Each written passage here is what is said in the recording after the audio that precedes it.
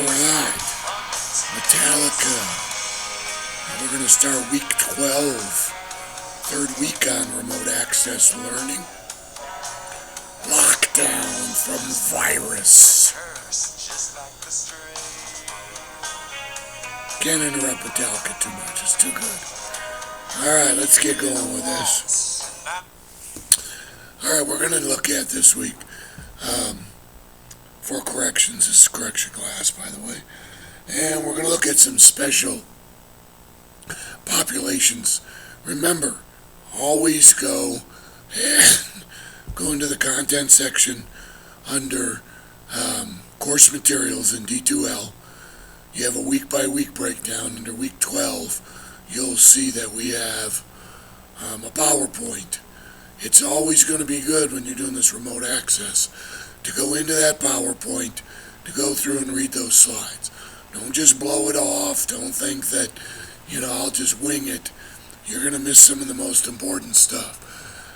I don't want to go through and talk to you about everything on every slide in that PowerPoint. So if you don't go look at it, you're going to miss some important information. Alright, enough of that. This chapter 12 in your book, is really about special populations that we're putting in prison.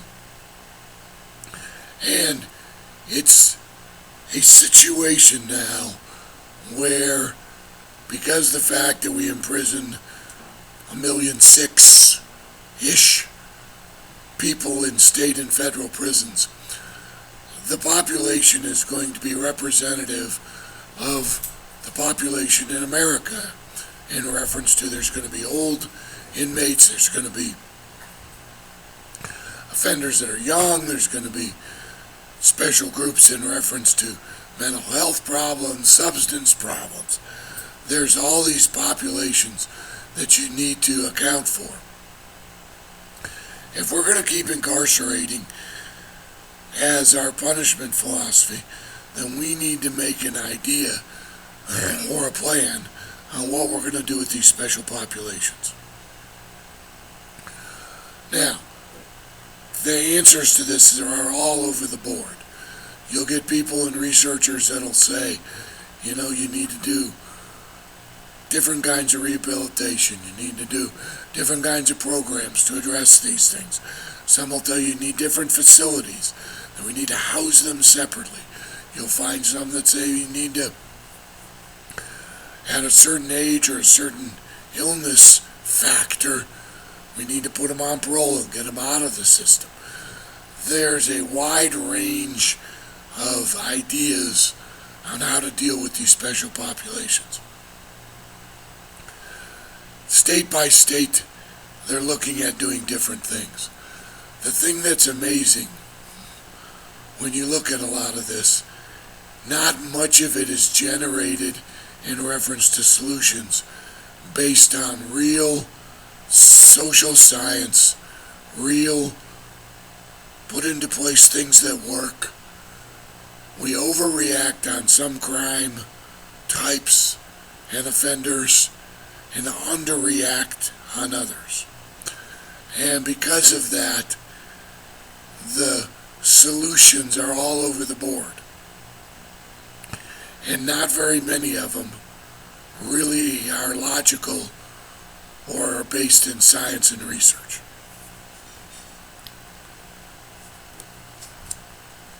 One of the biggest things that always comes up when we start talking about special offenders in prison are people that show up in the prison population with a substance problem, whether it's alcohol or drugs. It goes over all bounds in reference to age groups, race, religious affiliations, and even between men and women offenders. People show up in the prison population with a substance problem. Some of them, that's their number one risk factor for committing another crime is the fact that they have a substance problem. So if we look at these people and we say, okay, we got to do something with them in reference to knowing that they're going to get out eventually, what's the one or two things we can do to maybe help them not reoffend? Probably we need to look at this recidivism rate based on their substance problem. How many of them get back out, start using drugs, reoffend because they're having their substance problems again? How many of them get out, get drunk, commit another crime? So we need to look at what we can do about substance abuse people, offenders. They do things like therapeutic communities. Your book's got a whole section on that, where they actually turn part of the prison into doing something for the substance people. I don't know if it works or not. But the point with bringing them up as an individual special needs population is we got to do something with them. Okay? We know that part of their problem for committing crime again in the future is that they're doing drugs. So if that's really a problem, then what are we going to do about it? We know that maybe their issues are related to their alcohol. We got to do something with it. And so we bring that up. One of the other ones that gets so much focus, and I ask you the question, what do you do with sex offenders? Look at what the crime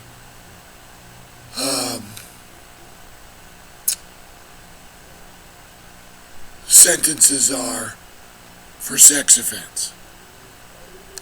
You have a thought in your mind that it should be significant. It's not. Okay? And we, as a society, focus on them being this special population that needs special attention. Colorado has actually gone out and done a separate minimum security prison, or I guess it's a medium security prison, for sex offenders. We're filling one whole prison. Fremont is the name of it, in Colorado, for sex offenders. Supposedly to set up special programs, supposedly to set up special protections. And they do this thing for that special population. Other states have looked at doing special populations of putting sex offenders into civil commitments after their criminal case and sentence are over. So now understand, I slowed down and said that so that it would make a specific point. So you say someone is a convicted sex offender, you're going to sentence him to 6 years in prison for his offense, based on the crime, based on the sentencing mechanism in your state. So the guy goes to prison. He serves every minute of 6 years. That's what the sentence was. So right before he gets out of prison, they come to him and they say, we're going to sue you in civil court for still being dangerous, for having a mental problem, of being a sex offender. And because of that, we're going to have a judge lock you away in a facility that we're going to call a hospital or a treatment center. But it's still just a prison. It's a locked facility. Go online, look at some of them, listen to the stories, and we're going to lock you away for an indefinite amount of time. until a judge says that you're no longer a threat to the community. Now understand, this is not another sentence based on their criminal offense. This is a civil commitment to a mental facility, supposedly. It's still just a prison. Until a judge determines that you're okay to get out, in reference to you not being a threat.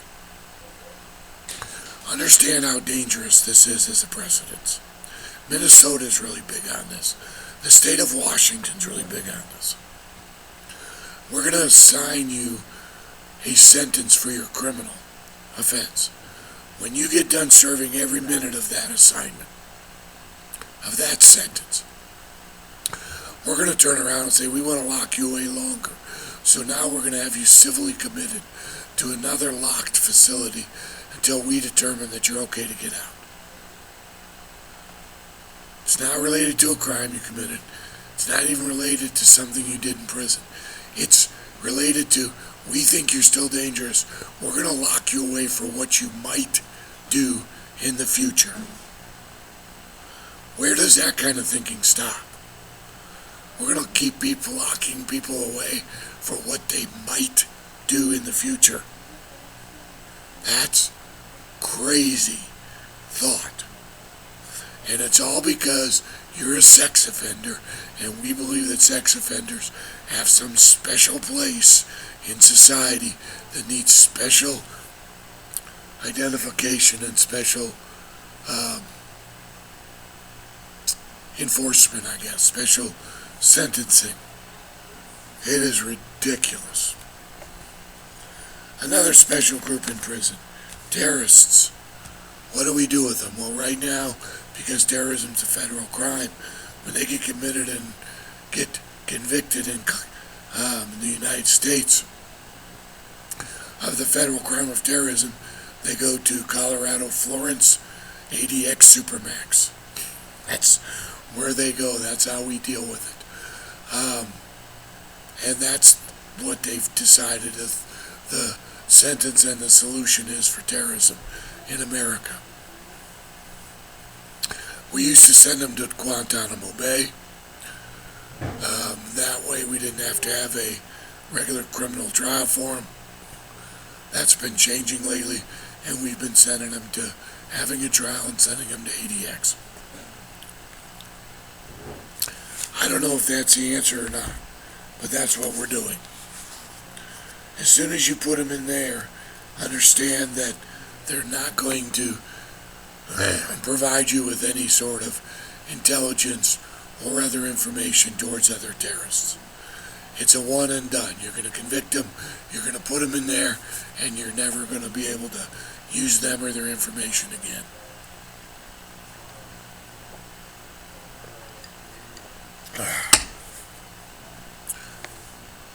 Mental illness patients. In America, we do a horrible job of addressing inmates with mental illness. We don't have much for them. We don't have special facilities for them in most states. We don't even really have programs to treat it. They go talk to a counselor. But other than that, they're still just inmates. We know that for a lot of them, one of their number one risk factors on why they committed a crime was because they have a mental illness. They have a problem. We don't deal with it. And it's probably never going to get better if we don't deal with it. And we just don't. I don't have any other answers for you. I don't have some program that's a silver bullet, because we don't really do any very good job with dealing with it. Inmates with chronic illness, inmates with hepatitis, with AIDS, with cancer. We don't have an answer for that either. How much are we going to spend on them? That's an age-old question. Should we spend more on health care for a incarcerated felon than we do for people that can't get good health care who don't commit crimes? How much money are you willing to spend as a taxpayer to treat a chronic illness of a locked up criminal felon especially with some of these illnesses, AIDS, hepatitis, might be a direct byproduct of the way they lived prior to getting incarcerated. Should we spend a lot of money on them for bad choices they made prior to their incarceration? That's another one of those questions that you've got to answer as an individual. The elderly. What are we going to do as our prison population ages? We love, for certain crimes, a get tough on crime attitude. And what becomes of that is tougher, longer sentences for certain crimes. Well, what you create then is a prison population that is aging. You start locking 3 strikes laws, you start locking people away on their 3rd strike. Let's say they're 30, 35 when they do their 3rd strike. You lock them away for 25 years. Understand that that means they're 60 before they're eligible for parole. Well, living in prison is hard on you. It ages you faster than normal society. So now you're going to start having a aging prison population that's coming down with all the things that you see in society inside the elderly population. Increased medical costs, increased needs for diet and special programs. Are you willing to pay for all that? What are you willing to do about it? Some states have taken wings of prisons, turned them into almost like a old folks home.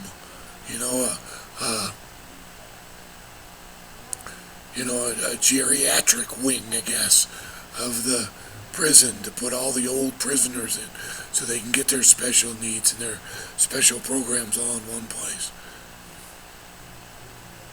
Some states have said once they meet a certain requirement of time of their sentence, if they become too much of a burden on the system, which means money, then we're just going to parole them. We're not going to pay for it. We're just going to put them on parole, kick them out of the system. Well, then the taxpayers are going to pay for it anyway, but at least the prison doesn't have to pay for it. Anytime you start saying, I want to be tough on crime, longer sentences, understand you created your own new special population in prison, elderly inmates, and now you got to deal with them. And that means increased costs. Now, there's other things listed in the books, smaller other populations. What do we do with illegal immigrants who get arrested for felonies? Lower end felonies, we want to deport them. Higher end felonies, we keep them locked up. Anybody that says they like sanctuary cities, you need to first understand what that means. You're releasing convicted criminals back into your general population because you don't want them deported and the prison system doesn't want to take on the cost of housing them. So normally they would release them to the federal immigration, ICE, and ICE would deport them. You say, well, I live in a sanctuary and I don't want them deported. This isn't normal individuals you're saving from deportations. It's criminal, illegal aliens, ones that have been arrested and convicted of crimes. Normally the system is they go to ICE, they get deported. You say we don't want that to be the way in our state. Either you're going to house them and pay for them in the prison system, or the prison system under the current system releases them back into society. So you're releasing convicted felons back into your communities. Is that what you want? But you can go through and look at the other special populations listed. I hit the main ones. Enjoy. See ya.